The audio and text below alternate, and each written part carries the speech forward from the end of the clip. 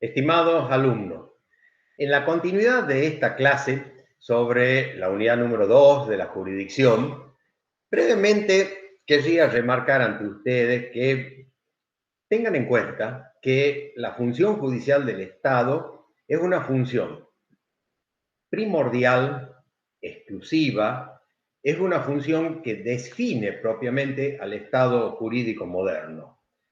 No les había mencionado en el segmento anterior, pero sí pueden ustedes tener presente, a poco que repasen el desarrollo histórico del Poder Judicial, su génesis y su organización tal cual como hoy lo conocemos, que en un primer momento, en las revoluciones, como digo, libertarias del siglo XIX, fundamentalmente la Revolución Francesa y la Revolución Americana, que generaron el constitucionalismo y el Estado de Derecho contemporáneo, se originaron como una reacción a lo que en ese entonces, en el siglo XIX, constituía la organización política de los estados europeos, que eran las monarquías absolutistas, con un fuerte poder de concentración, en muchos casos con facultades hasta religiosas y con emanaciones de deidades, en los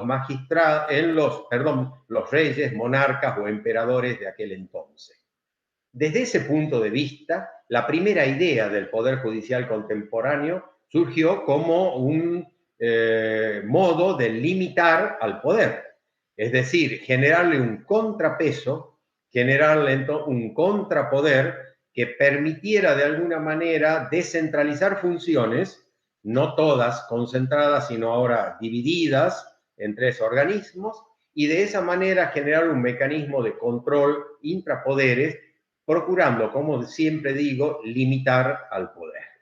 El poder, que desde el punto de vista político siempre es expansivo y tiene una pretensión de omnipotencia, limitado por la función de los jueces y por el poder de los magistrados. Andando en el tiempo, se amplió esta concepción del Estado contemporáneo y de la función judicial, haciéndola abarcativa también de la defensa de los derechos cívicos, de los derechos ciudadanos, fundamentalmente ya en el siglo XX y principalmente luego de la Segunda Guerra Mundial, cuando emerge en Occidente el concepto de derechos humanos, cuando emerge el concepto de derechos del niño, cuando se firman las grandes cartas internacionales de resguardo de derechos, luego de la terrible experiencia de la confrontación mundial, de la Segunda Guerra Mundial y fundamentalmente del Holocausto.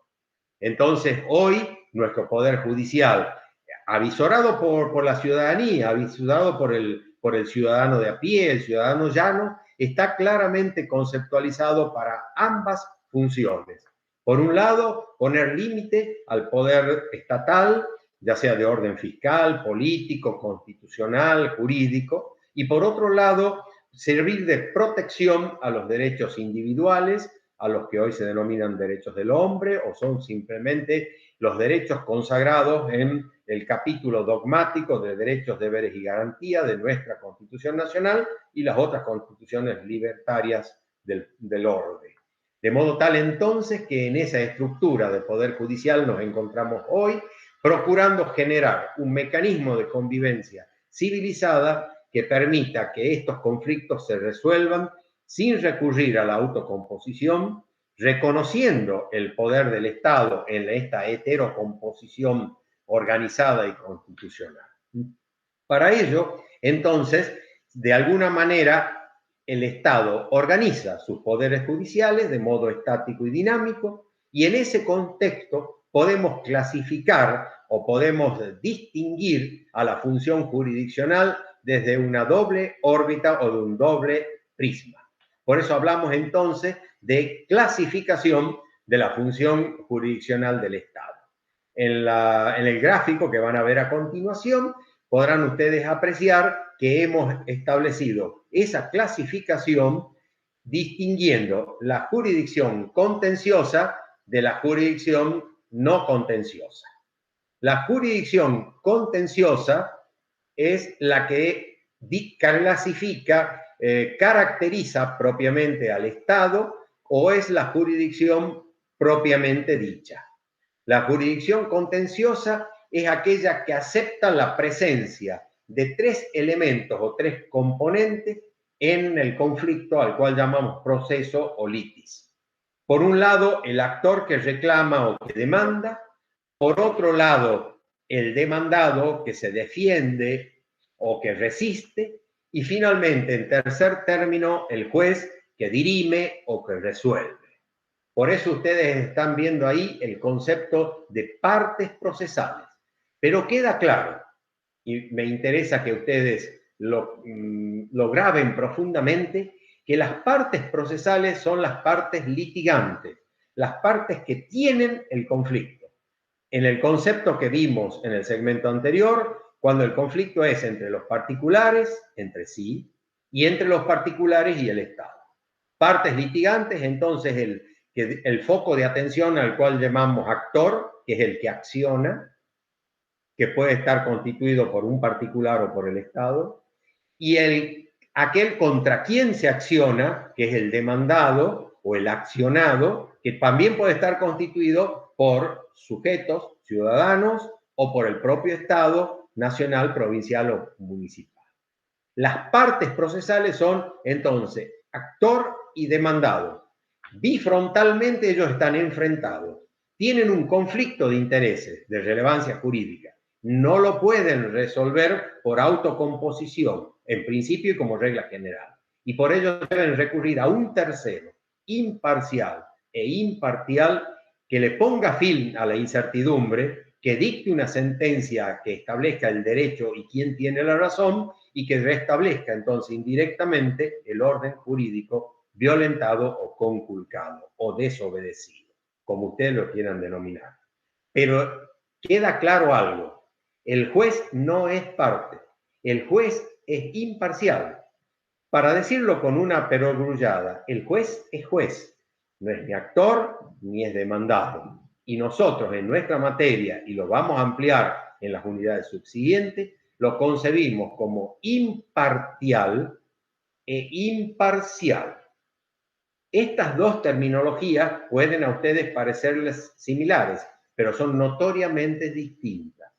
El juez imparcial es el juez independiente, es el juez neutro, es el juez que carece de interés, simplemente dirige el conflicto, simplemente asigna o no la razón a uno o a otro, pero es ajeno al conflicto, no tiene interés en el conflicto y de alguna manera se maneja con el concepto de independencia que tiene nuestra Constitución Nacional.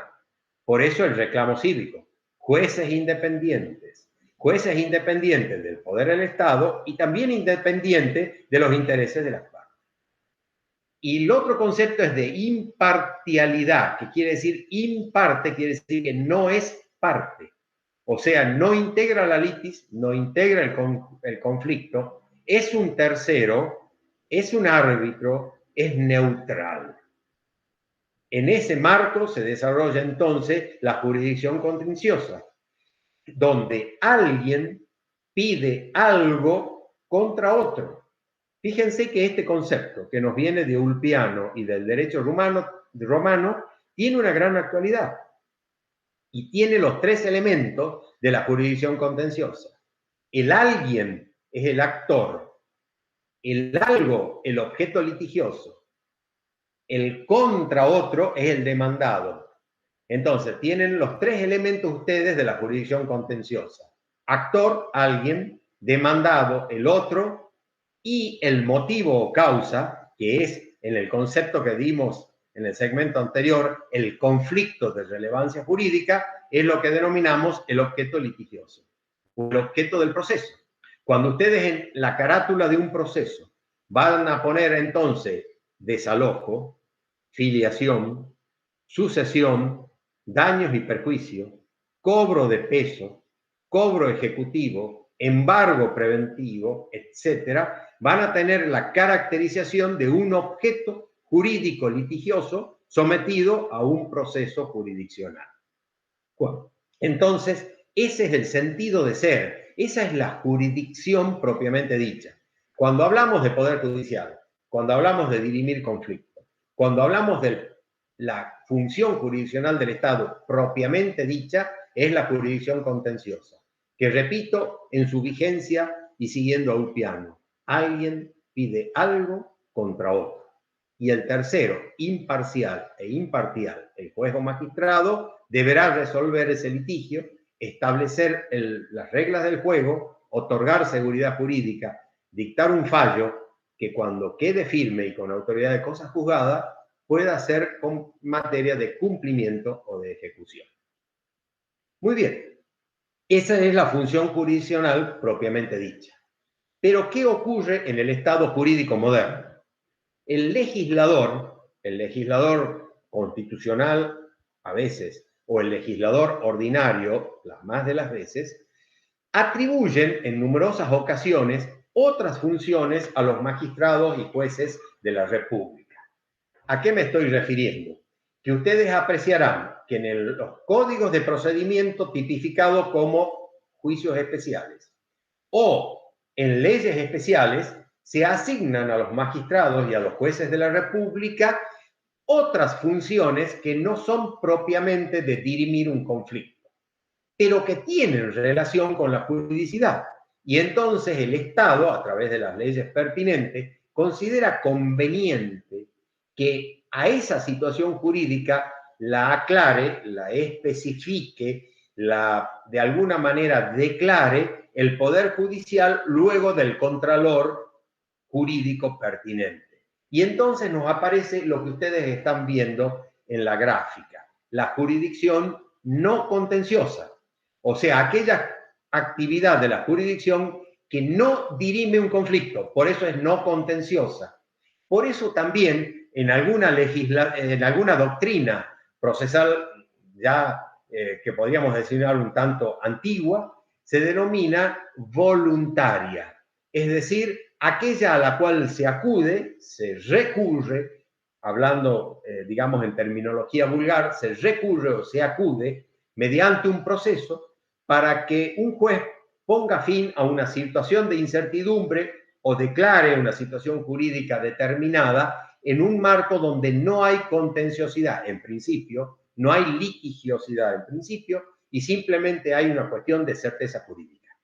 En ese caso estamos en la jurisdicción no contenciosa, o también llamada voluntaria, donde no existe actor y demandado, existe lo que ahí acabo de poner, es decir, un peticionante, al cual impropiamente llamamos actor, pero es el que peticiona, que invoca, el que tiene la legitimación para promover esta demanda, esta petición de jurisdicción no contenciosa.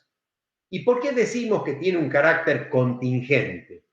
Tiene un carácter contingente significa que puede o no existir, que depende de la voluntad del legislador, que depende de que el legislador, a través de un ordenamiento determinado, le atribuya esas funciones al Poder Judicial.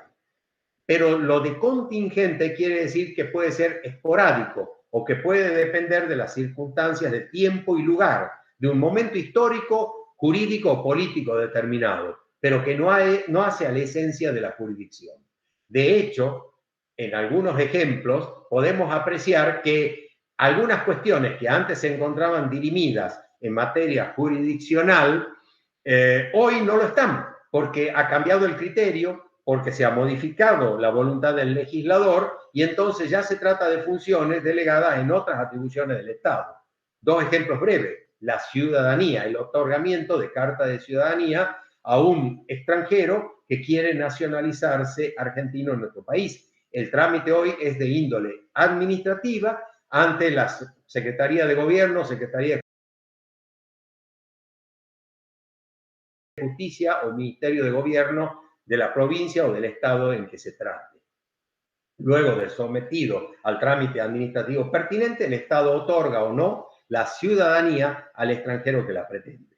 Anteriormente, esto por razones políticas, en Argentina, en el siglo XX, se encontraba dirimido en la justicia federal, en el juez federal de cada provincia.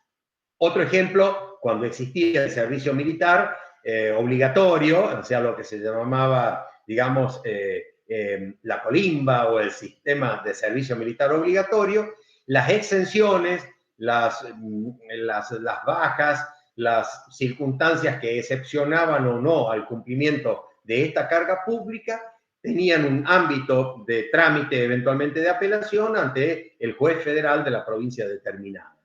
Hoy no existe el servicio militar obligatorio y tampoco, por ende, existe esa jurisdicción no contenciosa o voluntaria que en el siglo XX sí ocupaba alguna parte de la actuación de los jueces federales en cada provincia.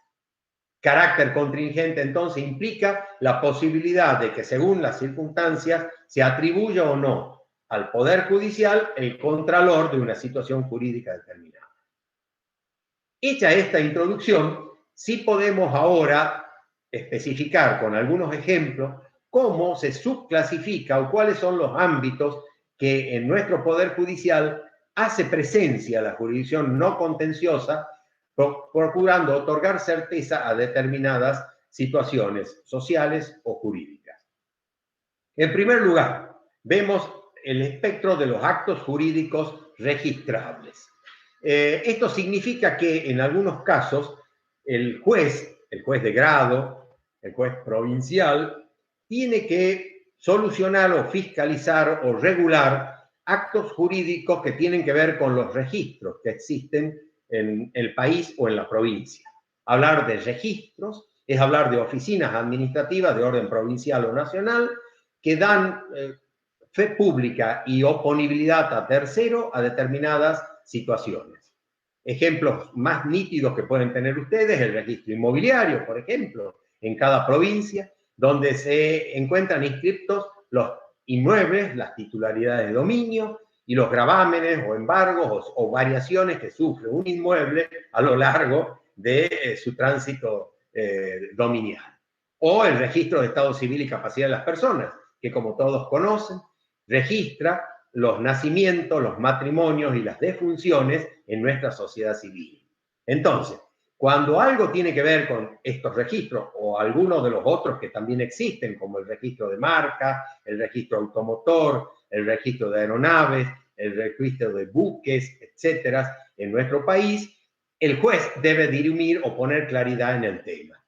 Ejemplos típicos son, por ejemplo, las inscripciones de nacimiento cuando a los padres se les ha vencido la inscripción voluntaria y optativa de determinados días a partir del nacimiento de sus hijos, o las rectificaciones de partida, por ejemplo, cuando por algún error de anotación deben cambiarse acentos, consonantes, apellidos, nombres, fechas o números que se encuentran mal registradas y que no puede simplemente testar o borrar el oficial público. Lo debe hacer por mandato judicial. Y entonces, en esos casos, existe jurisdicción no contenciosa o voluntaria para controlar, regular, fiscalizar o modificar actos jurídicos registrables. En segundo término, también interviene la jurisdicción no contenciosa o la actividad del juez como factor voluntario cuando se trata de actos modificatorios del estado de las personas. Y entonces se trata de verificar o constatar circunstancias específicas que tienen que ver con el estado o la capacidad de las personas. En el caso que estamos analizando, por ejemplo, cuando dirime una adopción o cuando declara una ausencia en alguna de las múltiples formas que nuestro Código Civil y Comercial de la Nación regula para las ausencias presuntas o las ausencias con presunción de fallecimiento, o en los casos de las adopciones en sus distintos matices, o en las declaraciones de incapacidad transitorias o permanente de las personas humanas. Todo ello debe ser dirimido por un juez en el marco de una jurisdicción no contenciosa y, resuelto que lo fuere, originar la inscripción respectiva. En tercer término, la integración de la capacidad de las personas cuando por algún motivo ésta se encuentra limitada por la ley o por una sentencia judicial. Imaginemos actos que deban cumplir los menores de edad, ¿no es cierto?, en sus distintos conceptos según el Código Civil y Comercial de la Nación, en cuando hay que dirimir una tutela o una curatela en un incapaz, en cuando se deben vender o administrar bienes que se encuentran titularizados a nombre de incapaces o de menores de edad.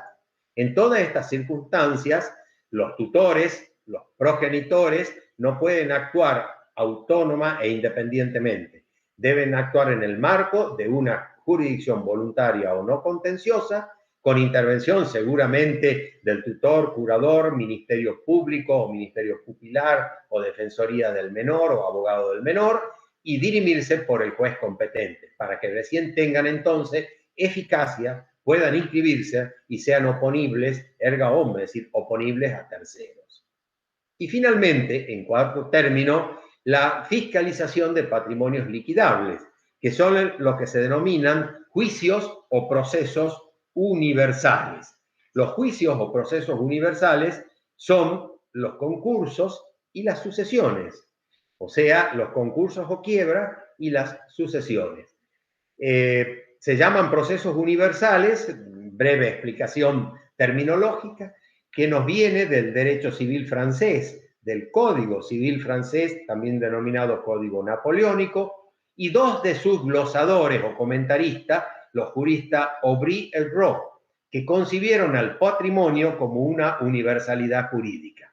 Entonces, cuando ese patrimonio está sometido a proceso, o sea, cuando algo que tiene que ver con esa universalidad jurídica patrimonial está bajo contralor judicial, ese proceso se denomina proceso universal.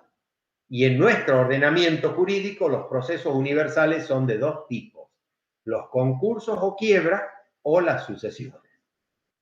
Las causas de ambos procesos son diferentes, porque en los concursos o quiebras, la causa es la insolvencia o la cesación de pago. Hay entonces un patrimonio, una empresa o una persona humana que no puede atender sus obligaciones, que sus obligaciones lo sobrepasan y que generan entonces un reclamo de los acreedores manifestado a través de un concurso o quiebra. En cambio, en la sucesión, lo que se liquida o lo que se administra es el patrimonio que quedó en titularidad de una persona humana fallecida. Por eso solo puede haber sucesiones o procesos sucesorios de personas humanas fallecidas. Y entonces hay un juez, el juez del sucesorio, que controla, administra y distribuye los bienes cesantes de ese denominado causante o persona humana fallecida. En ambos casos, en los concursos y quiebra o en las sucesiones, ese juez no interviene en un proceso contradictor, en principio, sino interviene para solucionar un problema de liquidación patrimonial. ¿En qué consiste? En el caso del concurso quiebra, esa liquidación implicará el pago a los acreedores. Y en el caso de la sucesión, implicará la adjudicación y la división de la herencia entre los coherederos, entre sus herederos. Esto es entonces una tarea fiscalizadora de patrimonios liquidables que se hace en el marco de estos procesos universales, en el marco de una jurisdicción en principio no contenciosa, que un juez controla para ordenar ese patrimonio y liquidarlo de acuerdo a las pautas legales. Porque, por cierto, y con esto no quiero explayarme mayormente, pero en los concursos y quiebras existen pautas legales para el pago de los acreedores, y en las sucesiones, y ustedes lo van a ver en derecho civil de familia y sucesiones, también existen pautas legales para la distribución de los bienes entre los herederos y también para el pago de las deudas, si es que existiera. Muy bien, y resumiendo, el espectro de la jurisdicción en el ámbito de nuestros tribunales les indica a ustedes, estimados alumnos, que van a encontrar en la actividad jurisdiccional dos matices o dos tipos de actividad jurisdiccional. Una, la contenciosa, que es la jurisdicción propiamente lista, la litigiosa de actor contra demandado, resuelta por un juez imparcial, y la otra, la jurisdicción no contenciosa o contingente, donde hay un peticionante, donde hay un objeto no litigioso y donde hay el juez controlando, fiscalizando, regulando una determinada situación jurídica asignada por ley a la función judicial. Eso entonces es el espectro o el esquema de la clasificación de la jurisdicción. Y ya para ir terminando, pasamos al último de los tópicos que vamos a desarrollar en esta unidad número 2 o unidad de la jurisdicción, que son los poderes, atribuciones o facultades del juez o magistrado. Es decir, de qué atribuciones se encuentra revestido un magistrado para poder cumplir acabadamente su función jurisdiccional.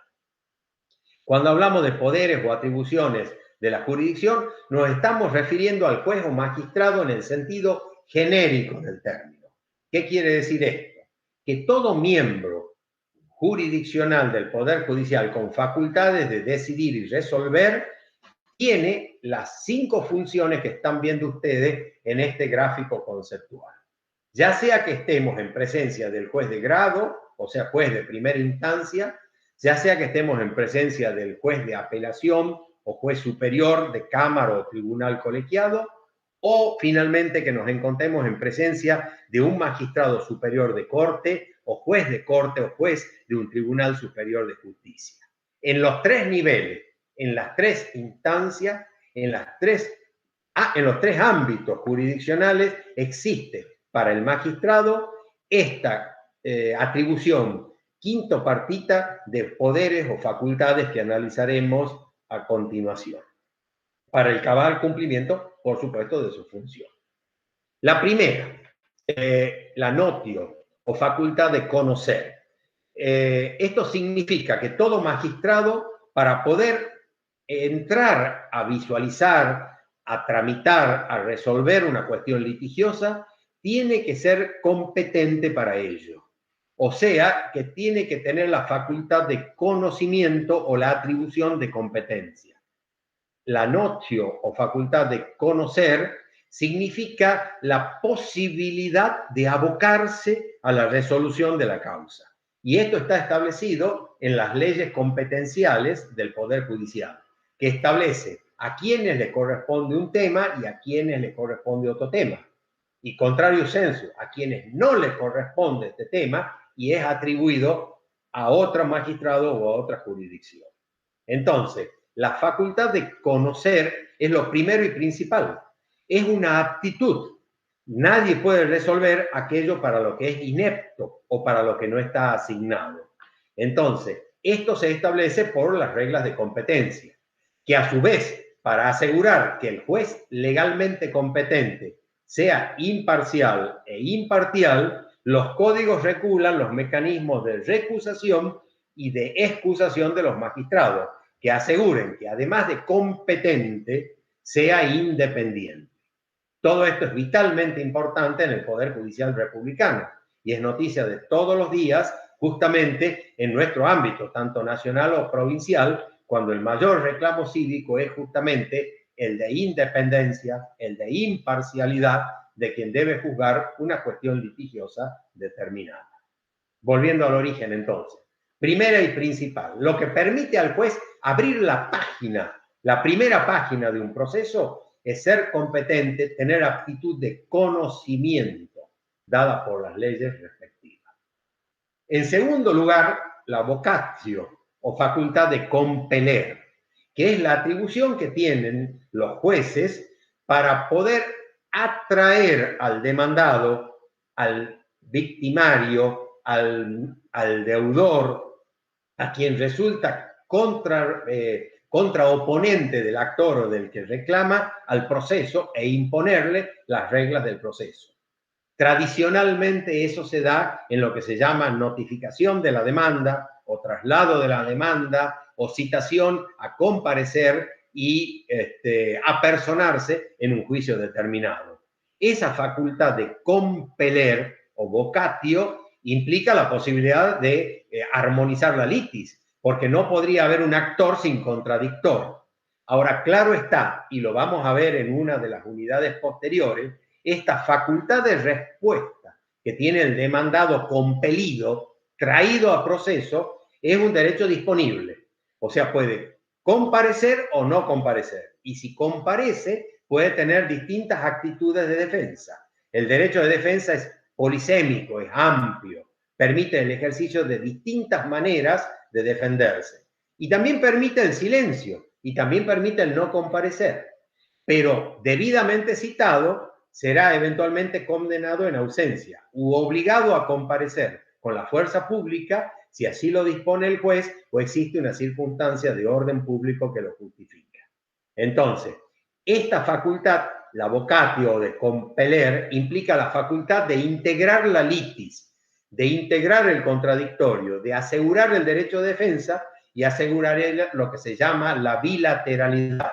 Actor versus demandado, víctima versus victimario, acreedor versus deudor, particular versus el Estado, en las distintas facetas que vamos a ver en la unidad respectiva. En tercer lugar, alguna fuerza, algún mecanismo de fuerza que se ejerce en el proceso mediante coerción o mediante la coertio, que es la fuerza tabulada, es la fuerza jurídica, es la fuerza del proceso, es lo que se llama vulgarmente el apercibimiento de ley. Es decir, es la facultad que tienen los magistrados para que el proceso sea un método dialógico de discusión civilizado, ético, con normas de conductas morales y con bipolaridad e igualdad debidamente respetada. Es decir, un ámbito de probidad y de buena fe. Para que eso ocurra y para que también se cumplan sus resoluciones, el juez ejercita una determinada fuerza. Por cierto, una fuerza procesal, no es una fuerza física. Pero cuando alguien, como puede ser un testigo, es compelido a declarar, seguramente en la primera citación recibirá una cédula o una notificación a concurrir en un horario, en un día determinado. Luego, si hay incomparencia en una segunda ocasión, posiblemente con algún requerimiento superior. Y luego, eventualmente, lo que se llama el auxilio de la fuerza pública o ser conducido a prestar la declaración, custodiado por la fuerza pública, que es el modo de designar procesalmente a la policía de una sección determinada. O también, por ejemplo, cuando se establecen pautas de buena fe o de moralidad en el proceso, como testar términos incorrectos de un escrito judicial en el caso que haya insultos, agravios o exceso verbal, exceso escritural, perdón, o en las audiencias con los llamados al orden o al silencio o a la expulsión de la sala, llegado el caso, cuando se producen disturbios o agresiones verbales o agresiones físicas en el marco de una audiencia judicial. Todas estas ejemplificaciones que verán ustedes posteriormente constituyen entonces la utilización de la fuerza procesal o de la coerción en manos de un magistrado para asegurar el desarrollo del proceso, las normas de moralidad, las normas procesales y la bilateralidad de la audiencia. En cuarto lugar, aparece la función judicial por excelencia, la atribución judicial por excelencia, que es la facultad de juzgar. La judicium del derecho romano implica la facultad de resolver, la facultad de juzgar y dirimir el conflicto. Si ustedes me dicen cuál de las 5 constituye la función judicial por excelencia, sin ninguna duda reposo en este concepto. Juzgar y resolver es la función natural de los magistrados. Por eso también constituye un axioma del derecho procesal moderno que el retardo en resolver constituye denegación de justicia. Es decir, constituye, stricto sensu, la denegación de la justicia, la denegación del servicio que están obligados a prestar.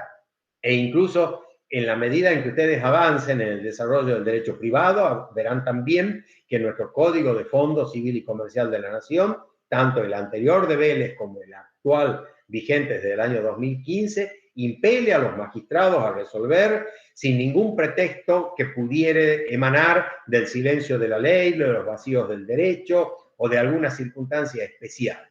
Los magistrados deben resolver todos y cada uno de los asuntos sometidos a su juzgamiento en los plazos y en las condiciones que establecen los códigos de rito, que son los códigos de procedimiento. Eso es ejercitar la función judicial por excelencia, la iudicio, la facultad de fallar, de resolver, de dirimir el conflicto. Y esto se da tanto en la primera instancia, donde lo que emanará será el fallo o sentencia de juzgado o de primera instancia, se da también en los tribunales de apelación o cámaras de apelación, donde habrá un fallo o sentencia de una cámara o tribunal colegiado, y también se da a nivel de las Cortes Supremas de Justicia, en lo que se llama un fallo o sentencia de la Corte o Tribunal Colegiado Superior. En todos estos casos, estas sentencias constituyen la emanación más natural y propia de la facultad de resolver, que también, por supuesto, se da en las otras actividades del proceso, cuando ordena un oficio, cuando establece una citación, cuando admite un medio de prueba, cuando resuelve un recurso. En todas estas actuaciones, que son también judiciales y parecen menores, se emana o se manifiesta la facultad de resolver o la judicium judicial. Y finalmente, en quinto término, para que todo lo que hemos dicho anteriormente pueda ser cumplido, los magistrados actuales tienen la facultad de ejecutar su sentencia. O sea, la ejecutio del derecho romano significa la facultad de ejecutar.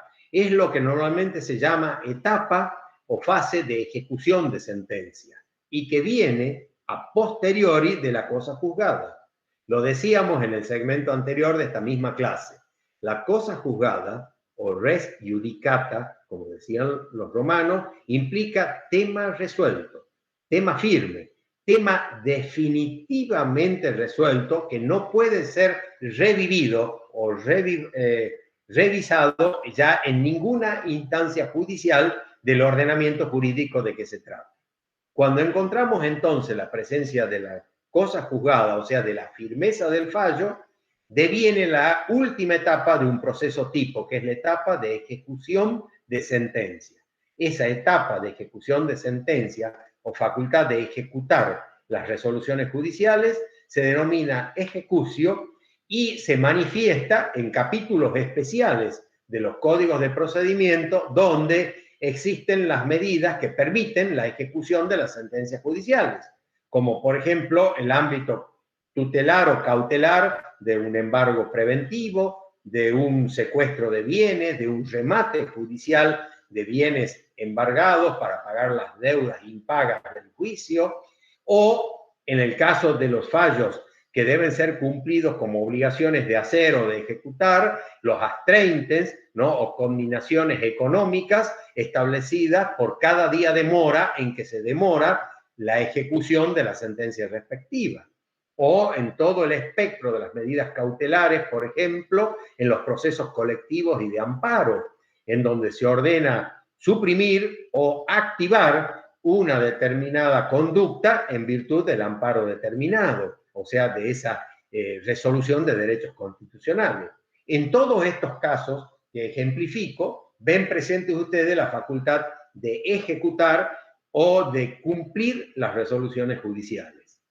Y resumiendo entonces, todo magistrado de la República, del país o de la provincia en que nos encontremos, para poder ser tal, para poder ser magistrado y juez de grado, de apelación o de corte, dispone técnica y procesal y axiológicamente de estas 5 funciones o atribuciones: poder conocer, poder compeler o convocar, poder cumplir o hacer cumplir con fuerza sus resoluciones, poder resolver o dirimir el conflicto y poder ejecutar lo resuelto cuando el mismo se encuentra firme. En ese espectro nos encontramos en el ámbito del juez competente o juez jurisdiccional competente de una república moderna. Y bueno, de esta manera creo que habremos dado cumplimiento acabado a nuestra propuesta inicial de desarrollar en estos 2 segmentos de clase virtual, acostumbrándonos, por cierto, a este sentido remoto de la pedagogía y de la docencia en nuestra Facultad de Derecho, haber podido, repito, traerles a ustedes las nociones básicas de cómo está organizado el Poder Judicial, para qué está organizado y cuáles son las herramientas y los mecanismos para desarrollar sus conductas. A partir de la unidad 3 en adelante iremos viendo progresivamente cómo este desarrollo conceptual se vaya nutriendo de herramientas y de ejemplos que van a permitirles a ustedes el manejo del derecho procesal moderno. Nos vemos entonces en la próxima clase y espero hayan aprovechado este desarrollo y los gráficos conceptuales que he procurado poner a vuestro alcance. Hasta la próxima.